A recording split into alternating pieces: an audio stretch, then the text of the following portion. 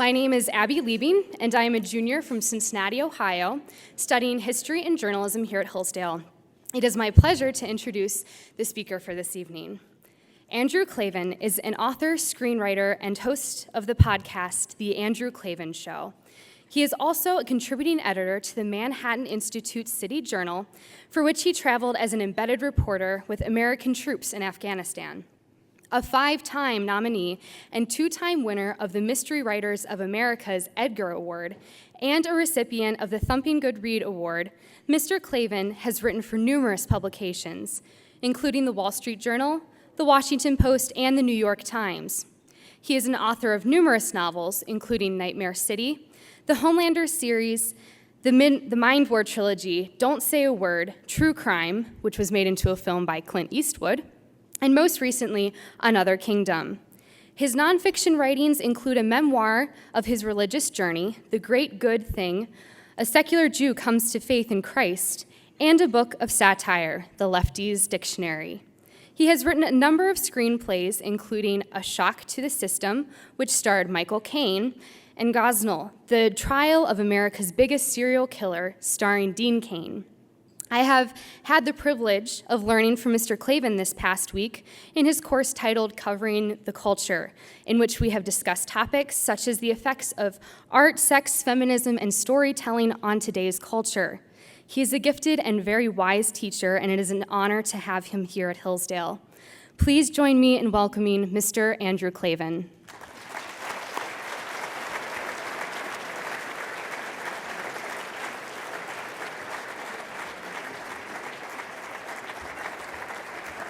Thank you. Thank you very much. I really appreciate it. I so appreciate being invited here by Hillsdale and the Pulliam Fellowship, although as I was listening to Matt describe the characteristics of a Pulliam Fellow, I almost snuck out of the room before you realized that I didn't fit the bill. Thank you to John Miller for inviting me as well. And I have to say a special thank you to Scott Bertram, who has kept my show on the air despite a series of unfortunate technical events that have belabored us, but he keeps patching me together and I somehow get on.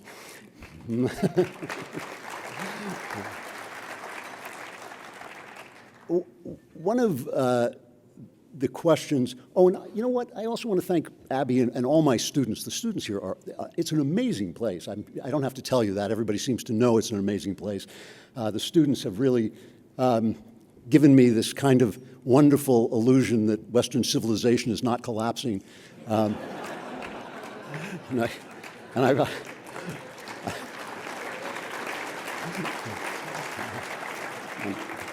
plan to cling to that illusion until the moment I get back to Los Angeles.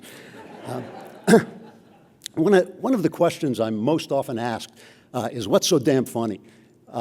Why do I keep laughing and making jokes and writing these silly satires when clearly the world is going to hell in a handbasket and we should all be very grim? And this talk tonight is really my attempt to answer that question. There's something about human corruption that has always struck me as comical. This is not, as my wife has reminded me more than once, my most attractive personality trait, and I can even see where there might be something a little disturbing about it. To laugh at a politician who peddles his influence or a policeman who's on the payroll of the mob is the sort of behavior one expects to find only in hell or Chicago. And it's possible one day I'll end up in one or the other. But in my defense, corruption almost always contains an element of the absurd. It is as if the human mind transforms itself into the age-old parody of a dishonest philosopher who makes the worse appear the better cause. Wherever human corruption occurs, there always seems to have been a moment when the perpetrator decided that wreaking havoc on his neighbor or his country or his own soul or all three was really a pretty fine idea. Edgar Allan Poe called this preposterous human tendency toward mayhem the imp of the perverse. As an example, consider the recent scandal in which more than 30 wealthy elites were indicted for bribing, lying, and cheating to win their children acceptance into top-notch universities. They had their perfectly healthy offspring diagnosed with learning disabilities so they could game the entry exams. They photoshopped their kids' faces onto the bodies of athletes and then paid off college athletic directors to recommend them for acceptance. The ancient rationale for the existence of an aristocracy was that the privileged classes, freed from the necessity of labor and trade, had the leisure to refine their moral and aesthetic senses. And yet these members of our American aristocracy, who should have had moral sense coming out of their ears, instead must have thought to themselves, here's a fine idea. I will model for my children the art of clownish dishonesty. I will train them to wallow in the personal degradation of mindless ambition and humiliating deception.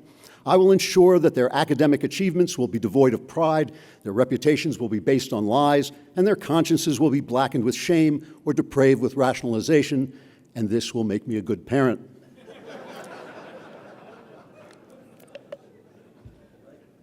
It shouldn't strike me as funny, but it does. Because it is. In fact, it's the oldest joke in the world. It's the joke about the guy in a tuxedo who falls in a mud puddle, or the snooty society doyenne who gets a custard pie smacking the kisser.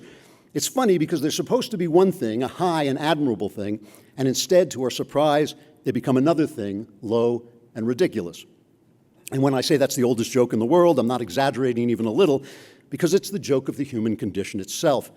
You may have heard the one about the man and woman in the Garden of Paradise, everything perfect, nothing to do but make love to one another and walk with God. Only one rule, only one. And yet somewhere along the line, the imp of the perverse whispered in their ears, the worse appeared the better cause, and the thought occurred to them, here's a fine idea. We were created to be one thing, a high and admirable thing, and instead, to our surprise, we are another, low and ridiculous.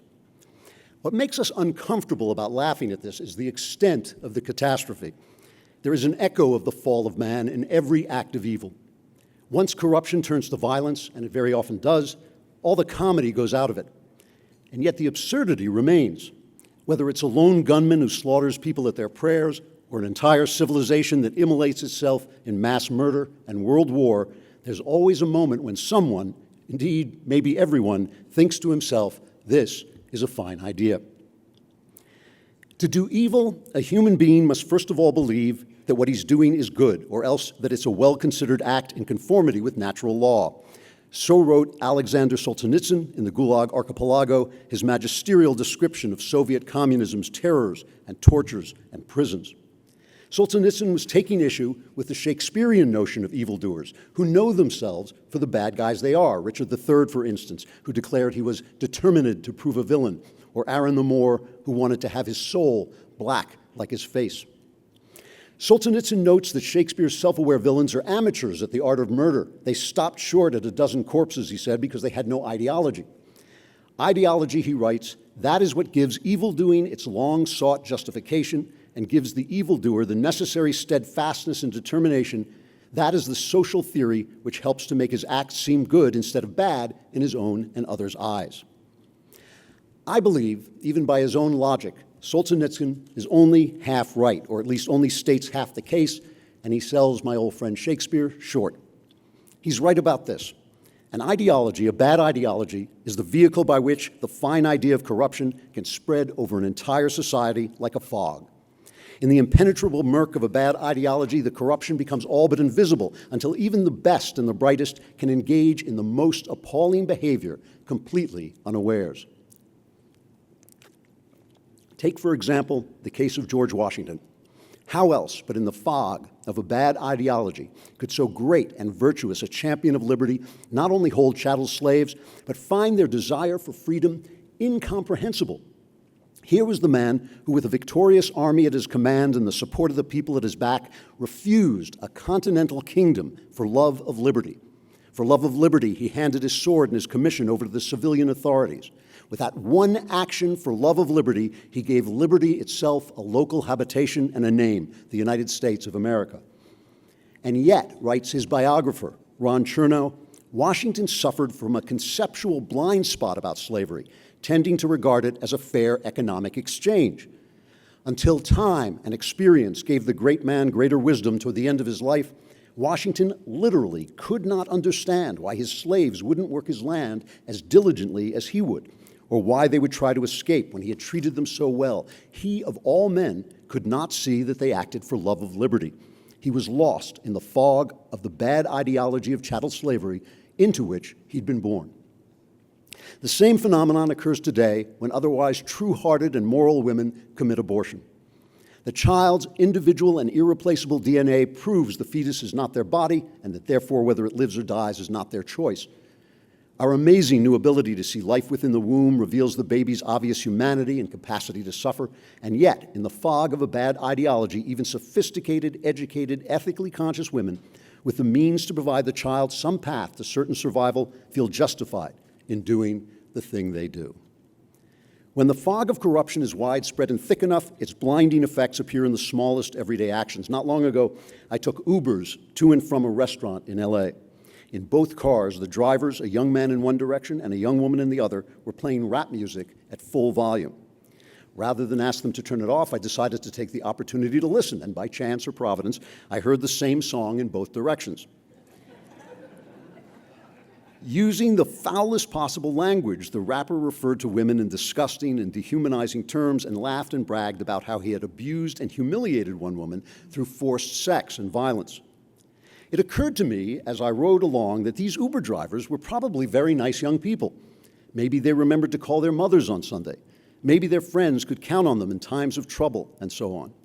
And yet, not only did they seem to feel no compunction about grooving to violent pornography while on the job, they seemed to think the elderly gentleman in the back seat, the customer who would determine the degrees of their star ratings and the size of their tips, might also enjoy a bit of musical rape and human degradation, or at least find in it no cause to complain. Until I arrived at my destinations, I was fully immersed in an atmosphere of moral madness. The existence of this atmosphere changes our sense of individual responsibility. Despite the fact he participated in the evil of chattel slavery, we honor George Washington as a great man, and rightly so. We may be appalled by the act of abortion, but we're shocked if even an anti-abortion crusader suggests that the decent women who kill their unborn babies should be imprisoned. And if I had dragged one of my Uber drivers out from behind the wheel and given him or her a stern talking to about what a decent song lyric sounds like, I would have earned the description of me that appeared recently in the magazine Vanity Fair when they called me an old crank. Truer words. To live in a state of moral madness is to live in a kind of ignorance. Ignorance in the Platonic Aristotelian sense is when Aristotle says, every wicked person acts in ignorance of the things he ought to do and avoid. In this widespread atmosphere of ethical insanity, even those who dissent often can no longer fully experience the absurdity and horror of what's happening around them. It wasn't villains or gangsters who called for the crucifixion of Christ. It was the good people, the religious leaders, the guardians of morality, and the decent, ordinary men and women on the street, you and me. Even those who had recognized Jesus as the Messiah days before at best stood by and watched as the wretched thing was done. We have it on good authority that they knew not what they did. But just how deep does this ignorance go? How complete is it? The slaveholder, or the aborting mother, or the youngster tapping his toes to tunes of rape and savagery, are they really wholly unaware that they are acting wrongly, that they have, at least temporarily, lost their moral minds? To be sure, a person can become so depraved his conscience dies, but can everyone, everywhere, forever sin in blissful ignorance? I don't believe they can. That's not what the evidence suggests. This is what I meant when I said that Solzhenitsyn's statement is only half true by his own logic. He says that to do evil, a human being must first of all believe that what he's doing is good. But this implies that humans instinctively know there are such things as good and evil and have an inborn sense of what it takes to create a moral justification that transforms one into the other. After all, no one ever had to devise an ideology to justify kindness or charity or love. This is the place where I should point out that science confirms to some degree that we're inherently moral beings. Experiments at the Yale Infant Cognition Center show that even 6-month-old babies prefer helpful actions to hindering actions. We're born with a moral sense, or at least develop one very early on. But to be honest, as I'll explain later, I'm not very impressed with these experiments. It may be a sort of blasphemy to say this in the 21st century, But I am virtually certain that Jesus, Aristotle, and Shakespeare had a more accurate and holistic mental image of humanity than our current psychologists. So let's go back to Shakespeare. As Solzhenitsyn points out, many of his villains don't take the trouble to convince themselves they're doing good. They act, in the words of St. Augustine, with no inducement to evil, but evil itself. Some, like Aaron the Moor and Iago, are irredeemably beyond remorse, but many of the bard's most prolific murderers are brought low by a moral force that seems to come from both within them and without. Richard III may be determined to prove a villain, but the ghosts of his victims return to him on Bosworth Field and demand that he remember his atrocities, despair, and die. Lady Macbeth prays to the spirits to fill her heart with the direst cruelty, but she then executes herself because she can't wash the visionary blood off her hands. Perhaps most profoundly, Macbeth himself, having slaughtered his way to the throne of Scotland, comes to understand that in doing so, he has stepped out of the meaning of life into a tale told by an idiot, full of sound and fury, signifying nothing. In other words, some of Shakespeare's worst villains not only fall afoul of conscience, but conscience is conceived of as an organ of perception that sees a moral reality that actually exists, if only in the interplay between man's mind and the mysterious world as it is. To put that more simply, Shakespeare's villains feel guilty because they're guilty. They know right from wrong because there is right and wrong, and mankind is created in such a way that we can tell the difference, and we can't stop knowing, even when our fallen humanity is moved to do evil. I believe the evidence for the truth of Shakespeare's vision is found not just on stage, but everywhere around us. Again and again, we see unmistakable signs that people who do evil, even after convincing themselves that evil is good, are tormented by the two-headed fury of conscience and moral reality. Even in a world gone mad, where everyone around them is convinced that the worse is the better cause, they know the truth and suffer from the knowledge. Look at the way they behave. People who defend evil ideologies justify themselves with constant expectations of catastrophe, as if we were in an endless state of warlike emergency that required the suspension of moral order. People who defend evil ideologies stifle dissent, as if even a mention of their error will force them to face the truth of it. And they reliably stumble from smaller sins into greater and greater atrocities, as if they hope to escape to some level of complete depravity at which their wickedness will finally seem sanctified to them. Read the diaries of the American slaveholders. They were obsessively afraid that their slaves would rise up and murder them in their beds. The phrase "murdered in our beds" is almost a constant refrain from them. Does that suggest a quiet conscience? Or return to the Soviets and their gulags. If they were fully convinced that the Communist Party was the source of all goodness, why were they so desperate to crush any disagreement? Why did they see dissent everywhere, even when there was none? They imprisoned, tortured, and executed people not just for the slightest aberration from communist ideology, but for the possibility that aberration might one day occur. Do men who are certain of their moral position behave that way, or is it only those whose sense of virtue depends on a shared delusion so fragile that even the possibility of clarity will shatter it? Finally, consider a vote in the American Senate just last February, a bill that would have strengthened the penalties for denying care to babies born alive after an attempted abortion was scuttled by 44 senators who support abortion.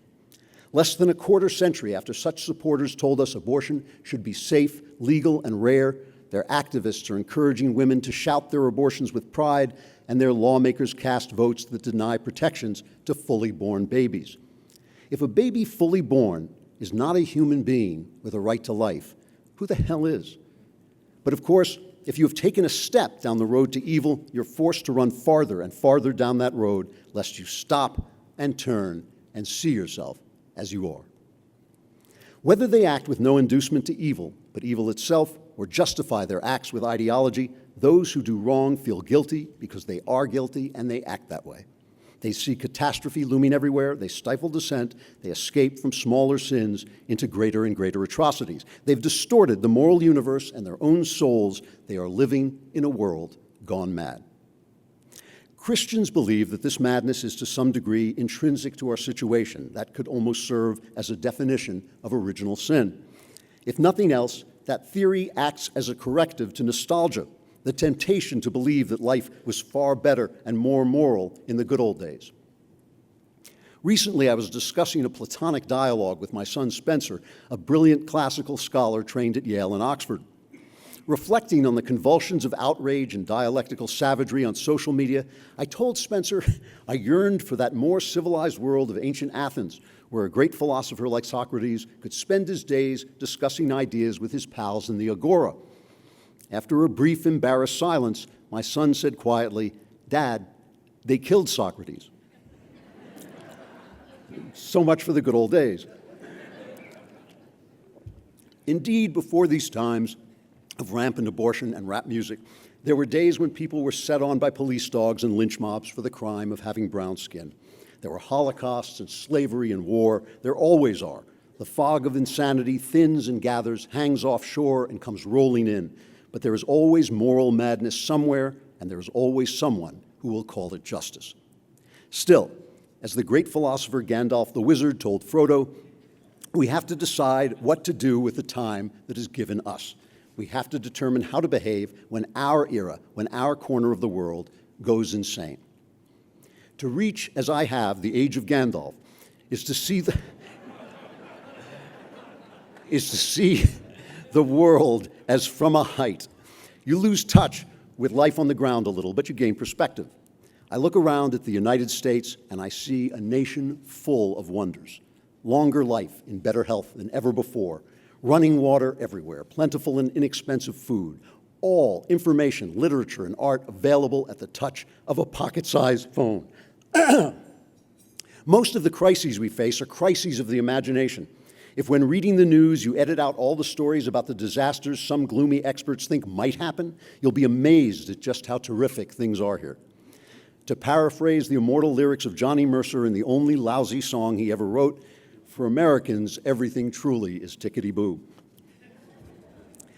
I attribute this astounding liberation from humankind's long history of poverty, plague, and violence to three developments: science, capitalism, and liberalism, by which last I mean the commitment to self-government and individual human rights.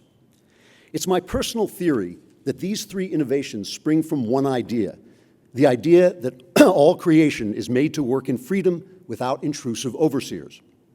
That's the thought that links Isaac Newton to Adam Smith to the American founding fathers. Science, capitalism, and liberalism all assume that the proper machinery is in place and does not need to be micromanaged. God does not need to tinker with the stars. He made them to do the starry stuff they do. Governments don't need to control the economy. If we trade with each other under a few reasonable rules of fairness, our ambition and creativity will cause everyone to rise and thrive.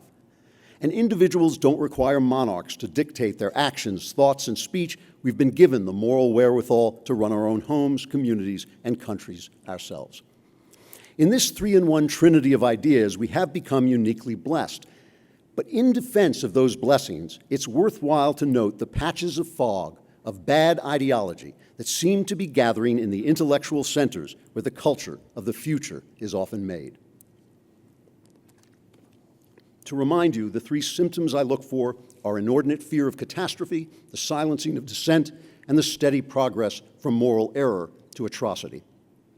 I find these symptoms beginning to appear to various degrees of severity in elite thinking about the economy, race, and sex.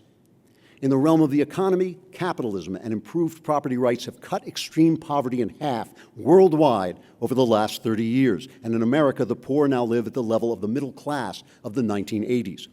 Yet a presidential candidate who praised the mass-murdering communists of Cuba and unapologetically honeymooned in the slave state of the Soviet Union preaches socialism to a nodding press and cheering crowds of young people. In the matter of race relations, surely there is one and only one correct approach: to love your neighbor who is made in God's image and to judge each person by the content of his character rather than the color of his skin.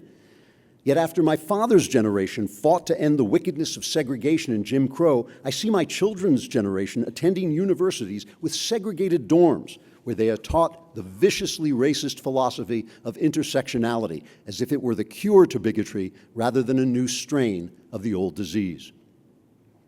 As for human sexuality, it's always a disordered business where the most urgent desires of our material bodies and the deepest longings of our fallen souls conjoin. But that there is such a thing as human sexuality, that it is centered on the differences between the two sexes, male and female, that those differences are written into our very selves and are among the chief joys and consolations of experience, and indeed are the very archetype and inspiration of all earthly love and creation, these are human universals known from the jungle up and essential to the formation of every single society that has ever existed on Earth. The idea that these yin-yang bedrock facts of life are merely cultural constructs and can therefore be completely erased by wishing very hard and dressing in one another's clothing is simple lunacy. In each of these cases, I see exaggerated fear of catastrophe in the form of climate panic, overblown anxiety about fascism and white supremacism, and the anguished, hysterical cowering from debate in so-called safe spaces. I see the silencing of dissent, where voices of fact and logic, science and experience are punished in the workplace, edited out of search engines, deplatformed from social media, and barred from campus or met with heckling and violence. And I see the progress from error toward atrocity, from government interference and cronyism in the economy to the certain economic ruin of socialism, from supposedly corrective racial preferences to resurrected segregation and the bigotry of intersectionality, and from the disparagement of femininity and motherhood to infanticide and the sexual butchery of children in the name of gender reassignment. Like the good ideas that have brought us so far, these bad ideas, to my mind, are all one idea. It is the idea that man is matter and that therefore the moral world can only be a fictional creation of his brain which can be changed by changing the stories he's told and is allowed to tell. I mentioned earlier that I don't entirely trust the modern psychological studies of human morality detailed in books by psychologists like Jonathan Haidt, Paul Bloom, and Steven Pinker. The reason is this. They're based on the idea that human morality is entirely a creation of evolution and nothing more. Consider the logic of that for a minute. Surely the human sense of sight evolved to see light because in reality there is a phenomenon that can be seen as light. The sense of hearing evolved because in reality there are such phenomena that can be apprehended as sound. Likewise, the human sense of morality evolved. Does it then follow that morality is entirely our creation, entirely subject to our changing opinions? Are light and sound our creations? No. They're the human experience of things that are there. So it is with morality. Conscience is our human sense of a truth about the universe. The psychologists should have read their Shakespeare. Let me finish up with an example of how this faulty logic can feed into bad ideology. In studies of evolved morality, psychologists tell their subjects little stories and ask them to make moral judgments about them. In one of these stories, a loving brother and sister commit an act of incest. They have sex. They're careful the sister doesn't get pregnant. They never repeat the act, and their relationship continues as before. People hear this story and instinctively sense that incest is wrong, but they can't explain why it's wrong in this particular case. From this, some psychologists conclude that the incest taboo is an outmoded evolutionary remnant from the days when the resulting dangerous pregnancies could not be prevented. But the story itself is based on the false premise that human beings are mere physical objects, that the spiritual relationship between brother and sister has no real being, no inherent nature, and that therefore brother and sister can have sex without violating the core truth of that relationship. In fact, in the story, they have sex without changing their relationship at all, which has never happened to anyone ever, no matter who they were, since the world began. What the psychologists have really discovered is that the human moral sense evolved to perceive reality, not stupid stories that falsely describe reality. In fact, the subjects instinctively understand the moral universe better than the clever shrinks who wrote the stories. If you've ever wondered why intellectuals seem so incredibly stupid sometimes, that's why. Now, carry this logic over to a more pressing issue like abortion. The moral philosopher Judith Jarvis Thomson wrote a famous paper called The Defense of Abortion, which includes this now very popular argument. Thomson describes a situation in which you wake up and find yourself next to a famous violinist. The violinist has a fatal kidney condition, and your kidneys are now hooked up to his to keep him alive. In 9 months, the violinist will recover, and then you'll be free. Thomson argues that you have the right to unhook yourself from the violinist because he should not be allowed to force you to use your body for his survival. Therefore, you have the right to have an abortion on the same grounds. Now, Thompson is a famous moral philosopher, and I'm just a barefoot teller of tales. But that's nuts. For one thing, it sounds like Thompson missed the day in health class when they explained that you don't just wake up one day and find yourself pregnant. That's not how that works. But more importantly, she conceives of a world in which there's no such thing as motherhood, in which it's not a unique spiritual relationship with a unique set of moral responsibilities. She conceives of the womb as something like a dialysis machine rather than as a material part of a whole human who exists in a moral universe with which her humanity is interwoven and to which it is bound. The same materialist illogic applies to socialism, which seeks to solve all human ills with money and thus robs the individual of his work, his ambition, and his charity, of which money is only a symbol. The same illogic applies to intersectionality, which ignores the individual's wisdom, accomplishments, and abilities in order to apportion privileges according to the same racialist principles held by bigots. And the same illogic applies to the attempts to override the yin-yang complementarity of women and men in the name of equality, as if by changing a pronoun or even reshaping a body, you could change the nature of the human person that pronoun or body only represents. The battle for a better world is ultimately not a battle against individuals, but against bad ideas like these that express the absurdly fallen human heart and the imp of the perverse. We don't have to tear down George Washington's statue to condemn chattel slavery. We don't have to imprison women to renounce the killing of babies. We don't have to defend immoral capitalists to defend capitalism itself. We wrestle not against flesh and blood, says St. Paul, but against principalities, against powers, against the rulers of the darkness of this world, against spiritual wickedness in high places. We are in a war of ideas in which we must defend the idea of the human soul and the moral world in which it has its being and its rights to life, liberty, and the pursuit of happiness. We need to mount this defense with logic, with science, with patience, with humor, and with courage. We need to do it, yes, even if they ban us from Twitter and Facebook. We need to do it even when they riot on campus at our speeches. We need to do it even if our professor marks us down and our boss sends us to HR and our sponsor drops our show. And God prevent it should ever come to this, but if at last the truth itself is outlawed, then outlaws we must become. Outlaws like Socrates and Jesus and the believers who faced the Roman lions and the patriots who faced the British guns. I don't mean to be melodramatic, but we have to at least embrace the principle that telling the truth about the human condition is worth great sacrifice, so we'll be ready to face the lesser sacrifices that even here, even now, the truth sometimes demands. We have to be ready to make those sacrifices for truth because the wages of lies are corruption, slavery, and death. This country has been so free, so safe, so powerful, so long that it's easy to forget how quickly freedom can be lost in the fog of bad ideas. Wandering in that fog, the world goes mad. And in a world gone mad, we cannot be silent. Thank you. Thank you very much.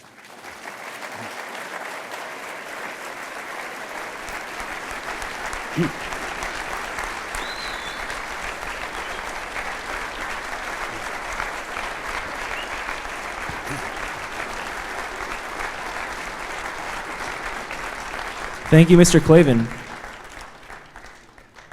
We now have time for a few questions. Please raise your hand and wait for a microphone to be brought to you. Please stand. Please stand. Thank you, sir. What would you have us do? What would I have you do? Well, I think everywhere speech is under threat. You have to speak up and fight back. I mean, that is the main thing, and everybody has the power to do that because everybody has the power to speak. You have the power to speak at dinner tables. You have the power to speak in your public squares. You have the power to speak everywhere. And if you look around, it is intolerable. This is the first wave of the way you lose a country. It's intolerable how people suffer for the things they say that are true, for the things they say that they shouldn't have said, even for gaffes they make in anger. It is absolutely absurd that people should lose their jobs over comments they made 10 years ago or unfortunate lapses even of politeness. And so what I would have everybody do, every one of us carries a piece of the culture in our hands. You know, the culture doesn't just belong to Hollywood. It doesn't just belong to the news business or the academy. It belongs to everybody. It's the way you treat each other. It's the way you treat people. And it's what you're ready to say. And I just believe that with ultimate politeness, with ultimate kindness, with ultimate compassion for people who are truly suffering, you should speak the truth.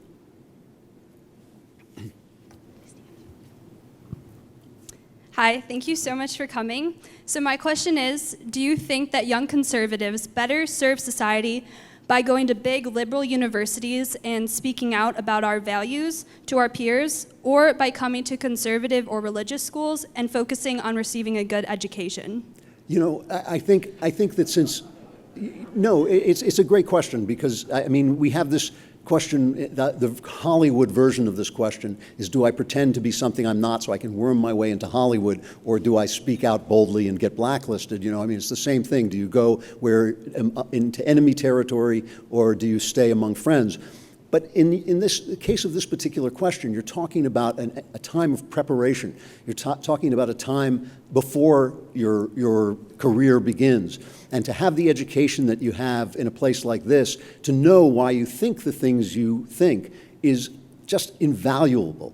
I travel around, I speak to colleges a lot, and I'm just shocked. I mean, I've considered it almost a form of child abuse. I'm just shocked at how young people have been stripped of the basic knowledge of why we do the things we do. You know, it's not like you can't have revolution and change and evolution. It's that you ought to know, you know, the patterns of your traditions and why they're there before moving on to the next stage. I wish, I mean, I went to the University of California at Berkeley, so I know what I'm talking about. I wish I had come to a place like this. I wish I had come out knowing why I thought the things I thought, and I didn't have to build the wheel from the ground up. You know, that's my answer. You know, my wife tells me that it's my mission in life to alienate every single human being alive. So I hope I've added some of you to Thank you so much for coming. My question is, how do we start a dialogue and a conversation in defense of truth when we don't have a shared vocabulary? In other words, you know, in your speech you reference, for example, Shakespeare's Richard III, Platonic dialogue, Socrates, and thankfully we're at a place where most of us understand those references, but when we have a culture that's lost sight of the Western tradition, how do we begin to defend ideas of liberty that are inherently based on that tradition? Right. It's not just a shared vocabulary, shared premises. Sometimes I think a lot of the arguments that are taking place in America today is because we don't even share basic premises. You know, one of the kind of tricks that they have, that the right has, that I don't particularly like, is when they send us out to speak, what they really want is they want us to say something that gets the left upset, and then some lefty student will yell at you and you'll put him down, and then they'll put you on YouTube with that thing that says Andrew Klavan destroys a leftist. You know, it's always in big capital letters. And I'm a terrible failure at doing this because, first of all, I actually like people and I have a hard time destroying anybody. And I think, but the funny thing is I don't get yelled at a lot. I mean, I say the things that you've just heard me say in places where if you say them, they will beat you to death, and nobody does. And the reason is I try to start with a premise that we can all get behind. So I frequently start by saying, all I want is for you to be free. I don't care what you do. I don't care if you take drugs. I don't care who you sleep with. That's none of my business.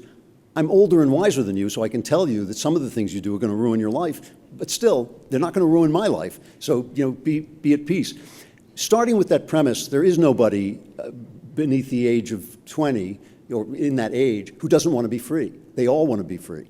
And so they stop, and they start to listen. And then I can explain why, from the ground up, the founding fathers thought this is the best way to make you free. And then you suddenly have a shared premise to talk with, and that really works for me. I have been heckled a couple of times, but I've never been attacked, and nobody swung at me or anything like that. And so I think that that's what you have to do. You have to find the place, the basic place, where you agree, and then start to build up your argument from there.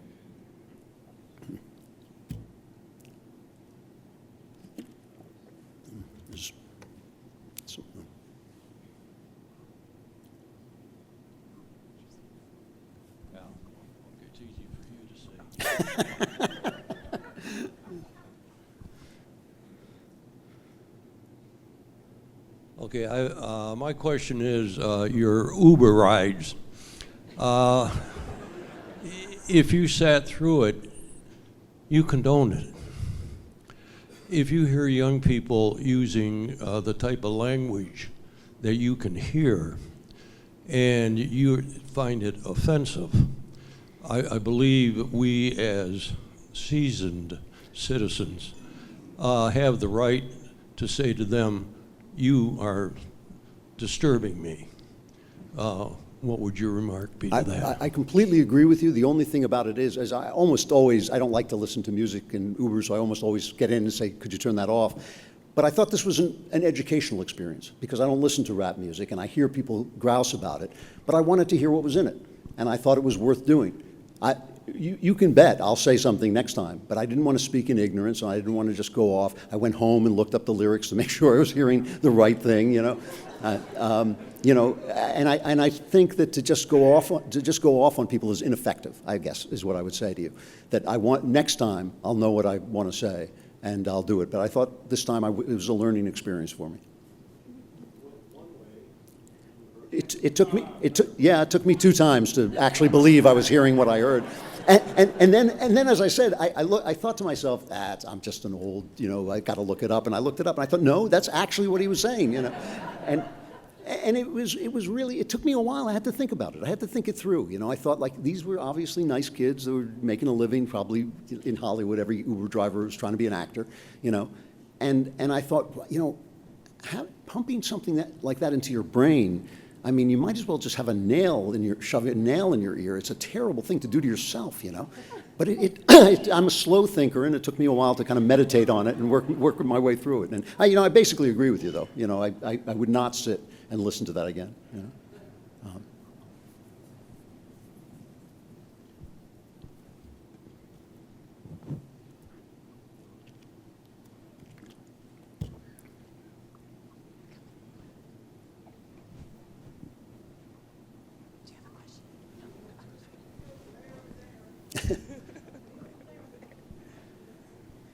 It's a long walk. Should have brought a horse.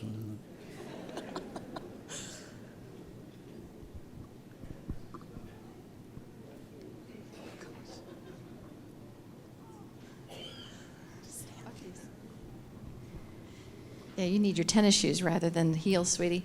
Wanted to ask, thank you for a fabulous presentation.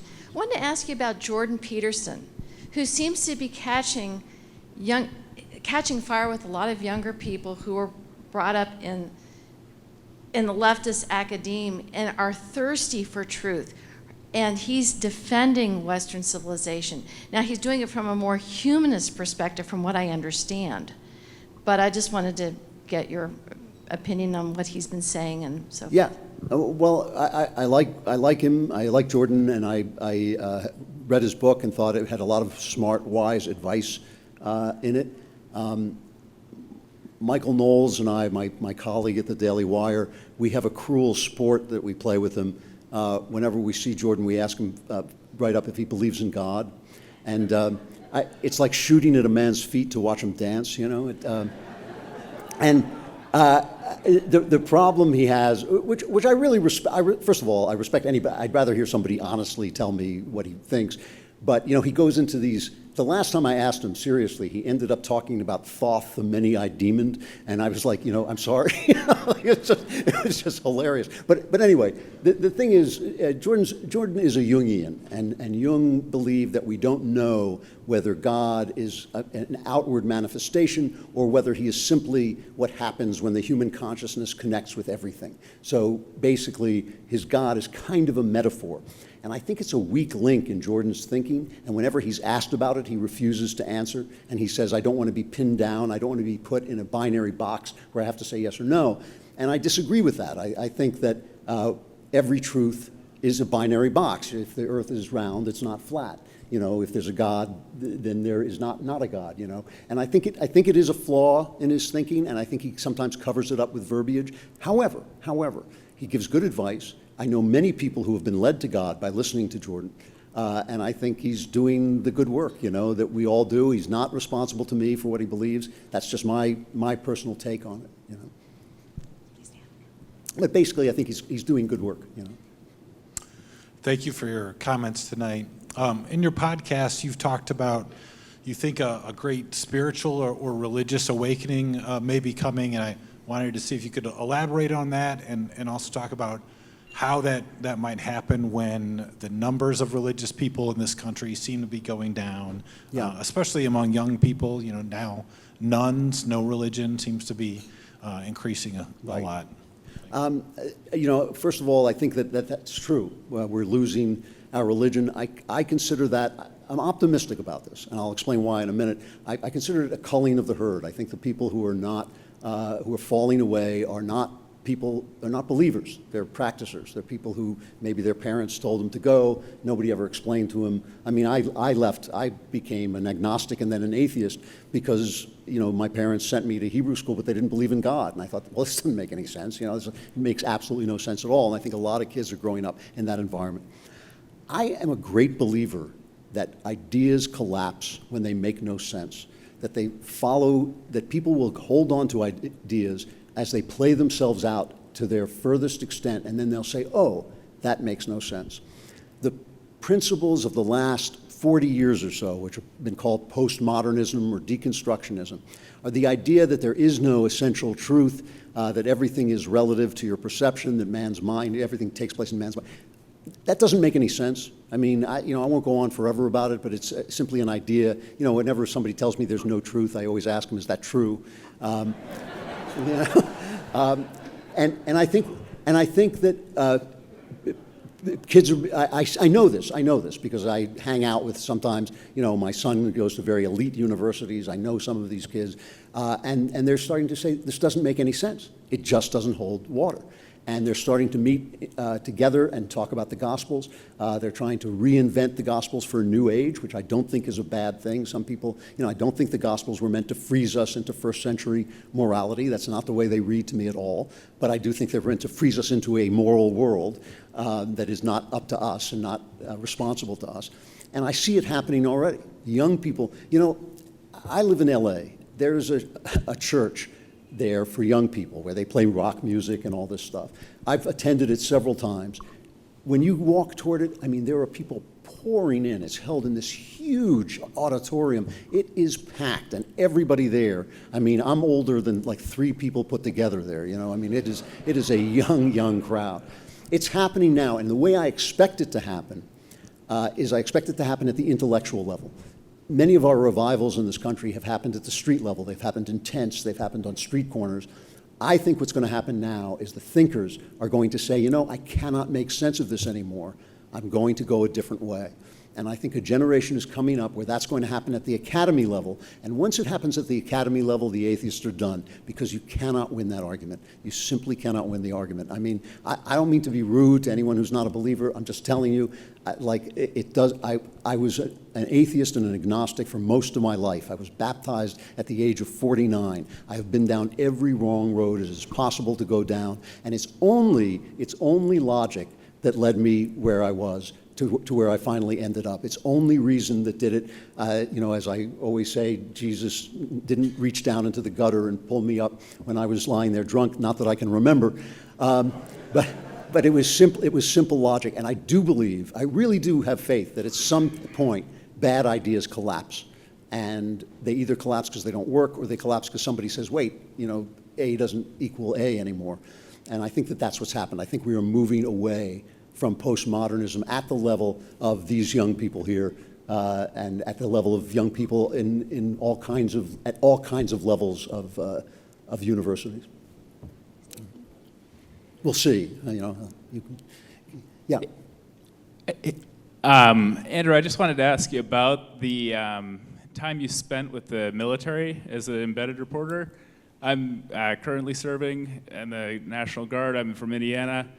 And wondered what you thought about, and I don't know what your exposure to the UCMJ and speaking against the secular culture in the military and the repercussions potentially for that are, and maybe how to speak truth in that environment, maybe some tips for somebody in that.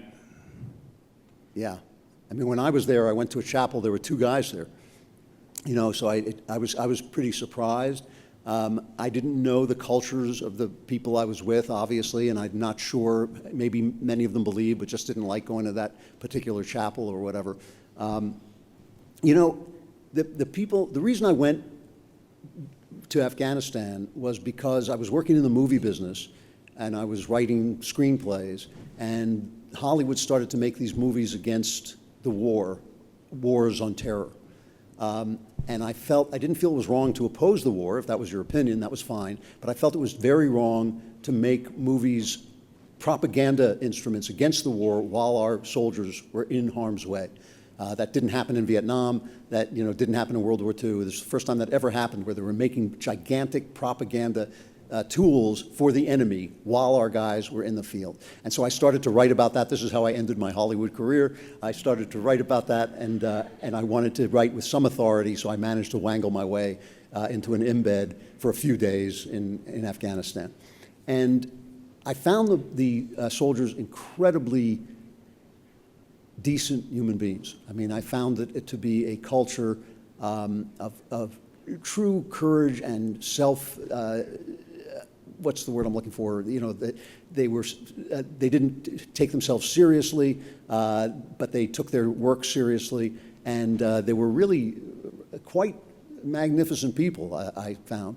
What they believed in terms of spirituality, I just don't know. And I'm not really clear, to be honest with you, what the policy of the military is. Are they shutting people up? Are they forcing people not to speak faith and to worship? I mean, I hear that on right-wing venues all the time, but I find it hard to believe. Can I just speak back that? Yeah, please. I'd prefer not to have the microphone. Sorry. I don't think I can hear you without the mic, though. Oh, I'm sorry. All right. So as far as military policy and such, there are mandated classes such as the SHARP program, which is more or less a forced program to tell people not to rape people, I suppose. And it's really just a lot of secular humanist, feminist propaganda, more or less, and a lot of finger wagging and down speaking to military members, assuming that people are just essentially cattle in a sense. And it's very frightening when you see things happen to people that kind of stand up to that culture, more or less just disappear. And I'm blanking on the name of the guy at the moment. I had drill this last weekend, worked about 55 hours in 3 days, and have just been going nonstop. And I can't get out of fights. I work in claims in the insurance, so dealing with angry contractors and things of that nature. But sorry, I'm going off on a tangent there. Anyways, the culture in the military is just one that is, in my opinion, a secular humanist experiment, and it is a forced culture that forces you to embrace that culture and kowtow to it. And so speaking truth there is rather difficult, and I wondered if you had any tips on that. Well, yeah, I mean, I get this question all the time. The question is always, how do I speak truth to my professor? How do I speak truth? And really, that's only half the question. The question is really, how do I speak truth to my professor without suffering the consequences? And the fact is you can't. I mean, we're under fire from the left. Their ideas don't make sense, and so the only thing they can do is silence us. That's the only weapon they have. Knock us off Twitter, call us fascists. I work with Ben Shapiro. They call him a Nazi. I keep saying, you ought to wear the yarmulke with the swastika on it. They'll do anything to silence us, and that means you got to pay the price. I mean, I paid the price of my Hollywood career. That's millions of dollars, and I never lost a night's sleep over it because other people were getting shot, and I thought it was worth saying what I had to say. I tell this to young people all the time. Everything costs something, and there's no shame in counting the cost, but there is a shame in selling something priceless. because you're afraid. You know, that is a shame. It's a shame to lose your ability to speak the truth because you're afraid you're going to take a hit. You know, I think that you pick your battles, you choose what you're willing to pay, but you cannot surrender this. You can't, because they really want the whole culture.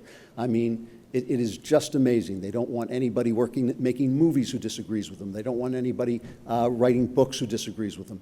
I got my latest book, Another Kingdom. I'll tell you, I wrote books for young adults for a Christian publisher. And I told them, I'm not going to preach to anybody, but what I'll do is I'll make the hero Christian. I'll make the hero, you know, that's it. He'll just be a Christian, and he'll do what Christians do, and he'll be the hero, and that's the only, you know, preaching that'll be involved.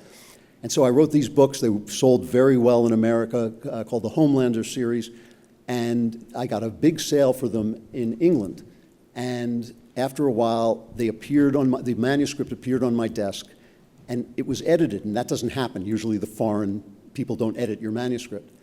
So I called up my agent. I said, what's this? And they said, well, they want you to cut out all the references to the Bible.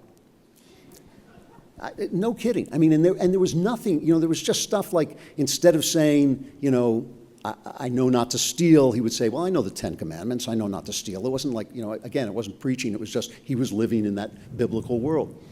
And I said, you know, they wouldn't say that to a Muslim. They probably wouldn't say it to a Jew. You know, I'm not going to do it.